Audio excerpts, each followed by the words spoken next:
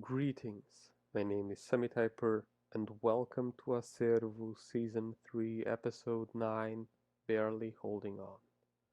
The bright rays of sun sparkled on a red car, a beautiful sight to behold. The priest came to the parking lot and answered the question a child posed.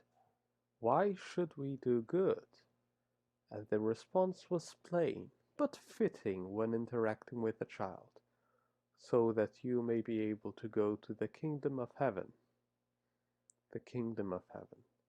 That part echoed continuously in my mind, a promise of something in a different realm that we aren't even sure exists, a broken promise, a way to maintain control. If the most horrid people can go to heaven under the justification of doing the right thing according to the correct religion they're a part of, and others get cursed to hell for minor sin, then what is even the purpose of such a place? Throughout all the things life has repeatedly thrown at innocent people, it is easy to come to the conclusion that the whole system proposed by religion is flawed. What is this test of faith of forcing an innocent parent watch their child and significant other die together in childbirth? What is the test of dealing with an ever-increasing, untreatable terminal illness that spontaneously affects someone who has been healthy and done all the right things?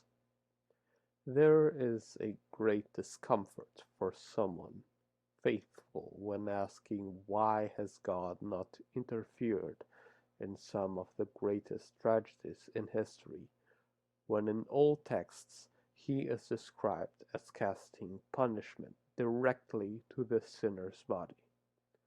Hypocrites, the load of them, all hypocrites. When it comes to change and conflict, I have seen it with my very eyes. The slow unraveling of this world, the slow unraveling of me. Friends brutally annihilated, families suffering, and the scum of the earth being in control. They have censored and tortured countless because of a stupid fear of different ideologies. Some of them so delusional and paranoid that even wearing a red t-shirt would be putting yourself at risk. They have come and they have gone, maintaining their damned impunity all throughout, those ignorant nationalists. The country became more of a mess than it already was, as difficulties were never spared. Rampant inflation, soaring crimes, and police brutality, just to name a few. Governments came, did their thing, and left. Some had great plans of improvement, others just wanted to fill their pockets with money. The struggle between parties and powers was constant. At one time, the judiciary wanted to constantly give themselves raises. The executive wanted to rule alone, and at other times the legislative decided that it wanted to do the job of the other branches. My grasp has begun to falter with each little thing that made life worse. Unplanned pregnancy, mental distress. Company failing, mental distress. Near fatal accident within the family, mental distress. It never stopped. The markets would threaten to collapse, leading all to poverty. Plus, the family life was harsh and difficult, unlike anything I ever wanted. At times, even what once comforted me stopped. The lover's tree was cut down. The old fisherman's store was closed. The house had to be sold, and my beloved cars broke down beyond repair.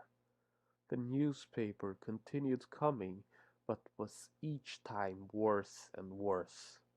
sparing money by not hiring proper journalists. They had lent their platform to clowns and idiots shoving their religiosity and stupidity down the reader's throat. I constantly recollected my life and tried to keep strong. But the truth of the matter was that I was not fine. I had decided for myself to hide under a mask so that no one would see me being emotional. It was hard and made me erratic. The others would have never known why I was so upset when the cassette player stopped working, because, to people with a sane mind, something stopping working is just an inconvenience, but it could be someone else's last straw. Recollecting became harder. All life became too fast to bear. The age was showing as my joints were stiffing and boxes of daily medications began to pile up. Before I could even process it all, I became a grandfather. The smile of the child reminding me of my youth and how my children smiled, unaware of the financial difficulties we faced. I've had more than one injury. Falls, accidental stabbing, cuts, and more. They have made purple patches on my skin which were filled with my old man blood. I was tired and angry and sad, never knowing how to process it all. The grasp I had was far from firm. I felt myself lose more and more of what made me me. Was I even me to begin with? Or had all I knew about myself been dictated by others on how I should, ideally, live my life? I never liked church since my childhood, yet I continuously went, praised the God I didn't believe, and made a friendship with the priest that I knew extorted money from the poor to lavish himself in it. I loved my cars, but could never enjoy them. There was always the loud screaming of my children in the back seat. There was kicking and there was crying, and nothing I could do to stop it. My grasp faltered even more. I remember the time I looked over the bridge just after another project of mine failed. A domino line of failures. I never really recovered from the previous one before embarking on the next. Was that the cause? Was that why I had always failed? I contemplated. A premature end, but an end nonetheless. However, I couldn't go through with it. I didn't want to inconvenience the poor fellow whose job it was to clean my dead body. Home again, I continued. Sat in that same old chair with nothing to do, shaking with feelings I could never express, angry at things others couldn't understand, and sad at missed opportunities I never had to begin with. I somehow have maintained my firm grasp throughout all of this. No straw or brick truly broke me. I was never to be broken. Even if I wanted to end this meaningless existence of mine, my physicality was stronger than my mind. If my mind wanted to win a meaningless fight against itself, then it had already lost from the moment it decided that the person who it would fight against was me. It knows nothing to cause me discomfort, as I know no comfort. I hope you enjoyed this video. This has been Sumitiper, and thank you so much for watching.